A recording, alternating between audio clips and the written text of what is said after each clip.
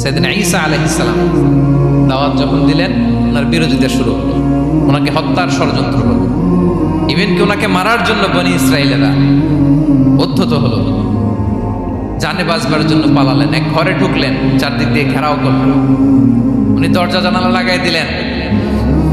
ওরা বললো একজন দরজা ভেঙে জানালা ভেঙে ভিতরে ঢুকে দেখো বেটা ঈসা কি করে। একজন ভিতরে ঢুকছে, ঢুকার সাথে সাথে বল রাফাআহুল্লাহু ইলাইহি, আল্লাহ তাআলা ঈসা আলাইহিস সালামকে উপরে উঠায় নিলেন।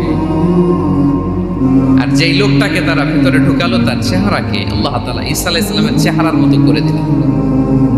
এবার তার বাইরের সাথীরা বলে ঘটনা কি, বেটা ঈসাও বেরোয় না, আমাদের লোকটাও বেরোয় না, সবাই ঢুক।